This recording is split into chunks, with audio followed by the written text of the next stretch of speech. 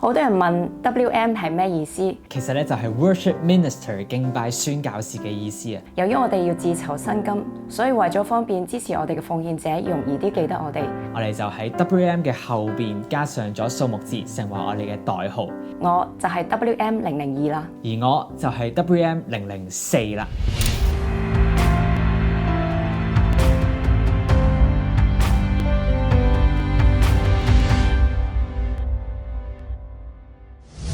Hello， 我係達仔 Brian 啊！我喺2017年加入 JNX 全職服侍。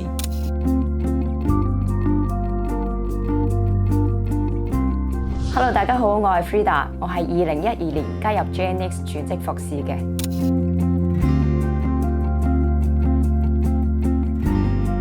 2009年其實係我一個人生交叉點，嗰陣時識咗 JNX 啦，參與咗佢嘅短宣。其實嗰個短宣係我人生第一個短宣，但點都估唔到呢個 trip 竟然係改寫咗我成個生命。咁喺個 trip 度咧，我發現 JNX 嘅 leader Anthony 同 Isabella 身上成日流露住一種永遠都用唔完嘅愛，但其實佢哋面對好多困難啦，資源亦都非常之缺乏，但係依然好有信心咁樣去繼續向前行。我真係好羨慕咯。於是我就開始一路嘅 freelance， 一路以義工嘅身份參與 JNX 更加多嘅服侍。咁喺 trip 度我會幫手影相啦，咁亦都用我設計嘅專業咧，幫助佢哋喺宣傳方面，希望佢哋有更加多人認識同埋支持嘅。我慢慢開始發現，咦，點解自己嘅心越嚟越唔喺賺錢嗰啲 freelance 度咧，而係越嚟越想多去服侍。於是乎我就去問神。你係咪想我去做全職服侍啊？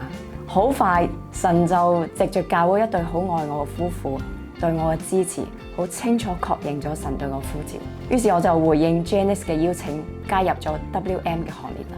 我咧係喺大學3年班嘅時候第一次參加 JNX 嘅服侍嘅，咁當時就跟住佢哋去咗10日嘅 mission trip。嗰次 trip 咧，陳生正患上咗肺炎啦，咁我就突然之間變成咗佢嘅傳話者。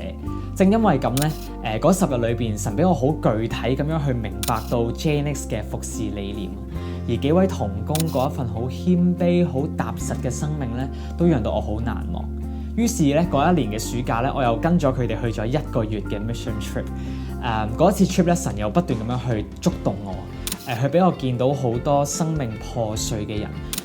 佢哋好需要去經歷神嘅安慰啦、同在啦。而另一方面喺嗰個服侍過程裏邊咧，我感覺到神好似要我繼續留喺呢一個地方、呢一個機構裏邊去做更多嘅嘢。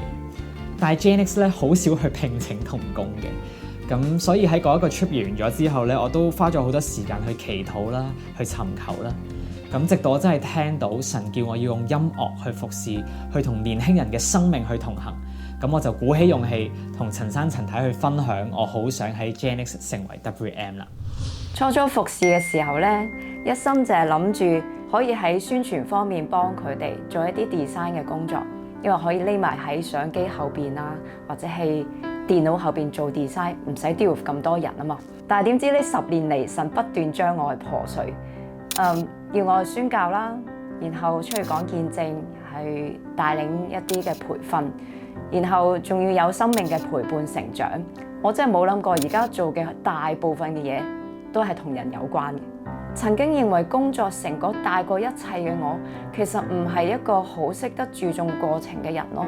所以每一次當我要係想用我以前嘅經驗或者啲諗法，想將件事做得更完美嘅時候咧，神就會令到嗰件事更加多嘅難阻。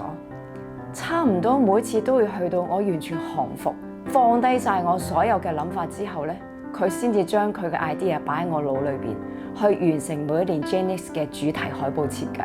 當我開始成為 WM 嘅時候咧，其實我內心咧係好想搞大 JNX 嘅，因為我覺得可以喺呢個機構裏邊服侍係好好嘅，我好想可以多啲人係了解啦、參與啦、認同啦。咁但係神好有趣，佢喺第一年咧放咗我喺加拿大呢個地方去學習等待。咁我去到呢個工場咧，其實係冇任何 JNX 嘅事工係進行緊啦，就好似開荒咁樣。咁所以頭1-2年咧，其實我成日都好介意自己乜嘢都做唔到咯。冇 team members 去加入我哋個 team 啦，冇聚會可以去搞啦，然後見到 JNX 出嘅新歌個 view 數好少喎，啲 post 冇乜人 like 喎，成日都會不斷咁樣去質疑自己所做嘅嘢，究竟有冇人睇到㗎？當我最想放棄嘅時候咧，神就透過同工去提醒我，究竟我今日想去服侍係因為我想滿足自己嘅期望啦，定係我真係想去實踐神對我嘅 calling 咧？我願唔願意去信服神今日俾我嘅嗰一個角色同埋位份咧？慢慢咧，我開始用一個新嘅角度去睇等候。我唔係坐喺度等乜都唔做，而係我去聽清楚咧，神想我喺加拿大呢度點樣去實踐佢對我嘅 calling， 去睇清楚呢一個地方嘅需要。咁過咗2年啦嘅掙扎啦同埋裝備啦，神真係好勁，佢一步一步去開路，俾我去識到唔同嘅弟兄姊妹。佢哋願意加入 JNX Canada 成為咗義工，亦都有人同我講話，好想好似亞倫支持摩西咁樣去同我一齊去同行服侍。又有牧者好願意去信任我，去俾我可以去到佢哋嘅教會裏邊做分享同埋教導。其實我內心係有好多講唔出嘅感動啦。我感動唔係因為我見到個事工有進展，而係我真係體會到乜嘢叫做神最好嘅時間。個結果係點，我係冇辦法控制嘅。但係我要可以做嘅就係我喺個過程裏邊盡入我100% 嘅力去做好神要我做嘅嘢，咁就足夠啦。而喺陪伴生命成長嘅過程，亦都係一樣。神俾我睇到，唔係話我付出越多，用咗幾多人嘅經驗同埋技巧，嗰個人嘅生命就會有改變。因為最終令人成長嘅，只在乎那使他生長的神。其實就係尊重神嘅主權，神嘅工作用翻神嘅方法去做。服侍嘅時候，個焦點係對準神，去榮耀佢，而唔係要證明自己有幾多價值。咁究竟係乜嘢去驅使我留喺 JNX 呢個機構繼續去服侍呢？係愛定係責任呢？理由好簡單，係因為我喺呢度 feel 到有愛，係一個唔輕易放棄對方同埋容許犯錯嘅一個家。世界嘅價值觀話俾佢哋聽，有利用價值嘅就可以留低，冇嘅話咧就會被遺棄。好少真係會俾機會去等我哋去慢慢成長同埋改變。但喺 JNX 度，我覺得最令我感動嘅係佢哋在乎每個人個生命成長同埋與神嘅關係，多過做啲乜嘢或者係做成點。當然喺一個有愛嘅家庭裏邊，都唔係話冇衝突嘅，只不過喺呢度大家好願意積極咁樣面對問題，彼此嘅坦誠同埋一齊學習主動嘅認錯、饒恕同埋去接納嘅功課。如果責任咧係我見到 JNX 好需要有年青人去接棒，而家就係浩浩蕩蕩迎來另一新世紀啊嘛！世界越嚟越多嘅改變衝擊，而我哋對神嘅敬拜咧更加需要堅定。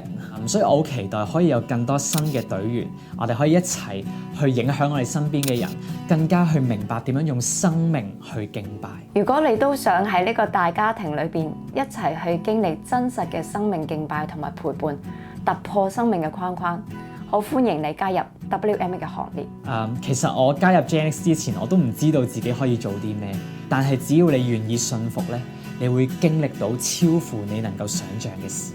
WM 呢個身份對我嚟講，絕對唔係一份工作咁簡單，而係一份承載住好有重量嘅使命。你又會唔會成為下一個 WM007 呢？如果你想成為我哋嘅同工或者係我哋嘅義工，歡迎你填妥以下嘅回應表，讓到我哋有機會認識你啊！